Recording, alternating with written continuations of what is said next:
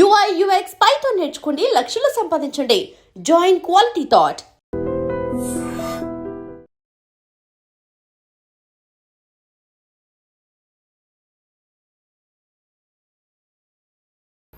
Super speciality హాస్పిటల్కి సంబంధించి కొన్ని ఇప్పటికే వాటిల్లో కార్డియాలజీ, ఆంకాలజీ ఇలాంటి హాస్పిటల్స్లో ఎంప్లాయీస్ కోసం రిఫరల్ హాస్పిటల్స్ కూడా చూస్తూ ఉన్నారు. అట్లాగే ఖాళీగా ఉన్నటువంటి హాస్పిటల్స్లో కొంతమంది డాక్టర్లు, స్పెషలిస్టులు లేరని కొద్ది సభ్యులు అడిగారు. దీనికి సంబంధించి ఇప్పటికే నోటిఫికేషన్ కూడా ఇవ్వటం జరిగింది. 11 మంది కాంట్రాక్ట్ డాక్టర్స్ పనిచేస్తున్నారు. మిగిలిన 32 మంది డాక్టర్లకు సంబంధించి నోటిఫికేషన్ ఇచ్చారు. త్వరలోనే వాటిని కూడా పూర్తి చేస్తారు అధ్యక్ష. అట్లాగే 175 మంది పారామెడికల్ సిబ్బంది అంతర్గత నియామక ప్రక్రియలో ఉన్నది. 2026 మార్చి నెలలో చేపట్టడం అవుతాం. పోతే కార్మికుల సంక్షేమం గురించి రిటైర్ అయినటువంటి ఎంప్లాయీస్కి మందుల ఫెసిలిటీ ఉందా లేదా అని అడిగారు.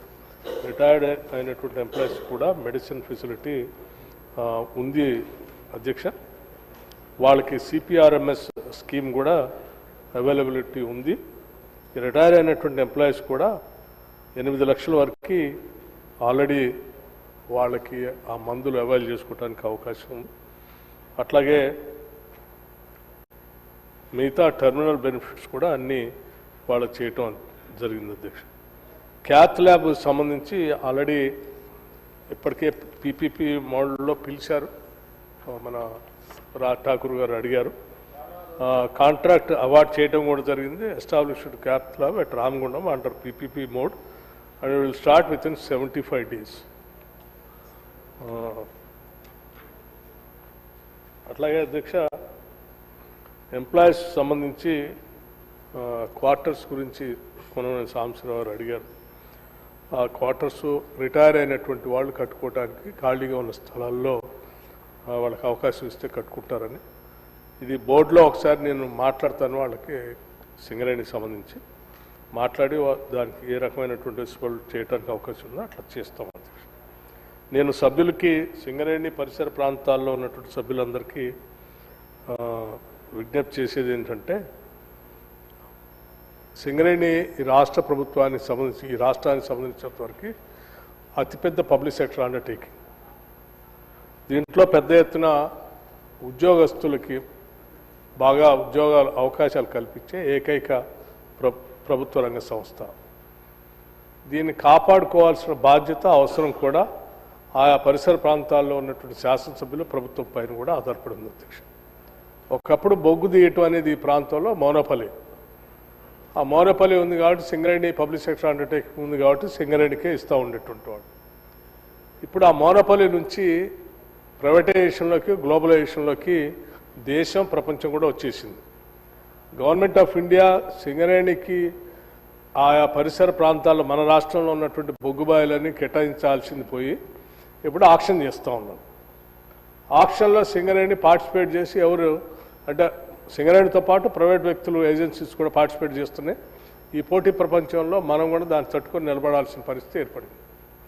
అట్లాగే బొగ్గు సప్లై కూడా థర్మల్ పవర్ స్టేషన్స్కి ఈ దేశంలో మిగతా ప్రైవేట్ వ్యక్తులు ఉత్పత్తి చేసేటువంటి బొగ్గే కాకుండా మిగతా ఈ దేశంలో ఉన్నటువంటి మిగతా ఏజెన్సీస్, సంస్థలు కూడా ఉత్పత్తి చేసే బొగ్గు, అట్లాగే ఇంపోర్ట్ చేసుకునే బొగ్గు కూడా సప్లై చేసేటువంటి వ్యవస్థల్ని ఈరోజు దేశంలో అందుబాటులోకి వచ్చాయి. ఈ పరిస్థితుల్లో ఈ బొగ్గు కొనేటువంటి సంస్థలు, థర్మల్ పవర్ స్టేషన్స్, గవర్నమెంట్ కానీ లేకపోతే ప్రైవేట్ ఇండస్ట్రీస్ కానీ తప్పనిసరిగా ఎక్కువ ఎవరు తక్కువకి సప్లై చేస్తే వాళ్ళ దగ్గర కొనుగోలు చేసే పరిస్థితి ఉత్పన్నమైంది. సో ఎవరు తక్కువకి బొగ్గుని సరఫరా చేయగలరో, తక్కువ ధరకు సరఫరా చేయగలరో వాళ్ళ దగ్గరే బొగ్గు కొనే పరిస్థితి ఉత్పన్నమైనప్పుడు కంపారిటివ్గా మనకు అందుబాటులో ఉన్నటువంటి వ్యవస్థలన్నీ చూస్తే ఎక్కువ ధర సింగరేణి ద్వారా మాత్రమే బొగ్గు సప్లై చేయబడతా ఉంది. సో రాను రాను సింగరేణి సంబంధించినటువంటి బొగ్గు ఉత్పత్తి రేట్ని తగ్గించుకుంటూ పోటీ ప్రపంచంలో బొగ్గు దొరుకుతున్న దానికి సరి సమానంగా బొగ్గుని మనం అమ్మగలిగినప్పుడే దీని మనుగడ భవిష్యత్ తరాలకి మనం సింగరేణిని అందించగలం. అందులో పనిచేసే ఉద్యోగస్తులు కానీ ఆ కుటుంబాల భవిష్యత్తు దృష్టిలో పెట్టుకొని మనం అందరం దానిపైన సీరియస్గా ఒక యాక్షన్ ప్లాన్ తయారు చేసుకోకపోతే ప్రమాదంలో పడే పరిస్థితి ఉంది అధ్యక్ష. అందుకే నేను గౌరవ శాసనసభ్యులందరికీ సాంబశివరావు గారు ఒక సలహా చెప్పారు. తప్పనిసరిగా శాసనసభ సమావేశాలు అయిన తర్వాత ఒక వారం 10 రోజుల్లోనే ఆ పరిసర ప్రాంతాల్లో ఉన్నటువంటి శాసనసభ్యుల్ని, మంత్రుల్ని, అట్లాగే సింగరేణి సంబంధించిన సిబ్బందిని, సిఎండితో సహా డైరెక్టర్స్ అందరిని పిలిచి సింగరేణి పరిస్థితి ఇప్పుడు ఎట్లా ఉంది, భవిష్యత్తులో ఎట్లా చేయాలని మీ అందరి ఆలోచనలు కూడా పరిగణలో తీసుకొని చేస్తామని చెప్తూ, సింగరేణి ఉద్యోగస్తులు మాత్రం సాధ్యమైనంత మేరకు వెల్ఫేర్ దాంట్లో ఎటువంటి ఇబ్బంది లేకుండా చూస్తా ఉన్నాం అధ్యక్ష. మన ప్రభుత్వం వచ్చిన తర్వాత మొట్టమొదటిసారి సింగరేణి ఎంప్లాయీస్కి ఇన్సూరెన్స్ కార్యక్రమాన్ని తీసుకొని ఒక్క పైసా రాష్ట్ర ప్రభుత్వం పైన కానీ లేకపోతే సింగరేణి పైన కూడా ₹1 కూడా భారం లేకుండా ఇన్సూరెన్స్ బ్యాంకుల ద్వారానే, ఎందుకంటే బ్యాంకుల ద్వారా మనం ఈ లావాదేవీలన్నీ చేస్తూ ఉన్నాం, వాళ్ళ అకౌంట్స్ మెయింటైన్ చేస్తున్నాం కాబట్టి బ్యాంకుల ద్వారానే ఎటువంటి ఇబ్బంది లేకుండా కార్మికులందరికీ ప్రమాదవశాత్తు ఏదైనా జరిగితే ₹1 ఇన్సూరెన్స్ వాళ్ళకి వచ్చేటట్టుగా సింగరేణి కార్మికులందరికీ మొట్టమొదటిసారి మన ప్రభుత్వం, ఈ ప్రభుత్వం, ప్రజాప్రభుత్వం వచ్చిన తర్వాతనే చేసాం అధ్యక్ష. ఈ 1 crore ఇన్సూరెన్స్ కార్యక్రమం సింగరేణితో పాటు విద్యుత్ శాఖలో ఉన్న అన్ని డిస్కమ్స్, ఎనర్జీలో ఉన్నటువంటి కార్మికులందరూ కూడా చేస్తున్నాం. భవిష్యత్తులో ఈ రాష్ట్రంలో పనిచేస్తున్నటువంటి ఉద్యోగస్తులందరికీ కూడా ఈ 1 crore ఇన్సూరెన్స్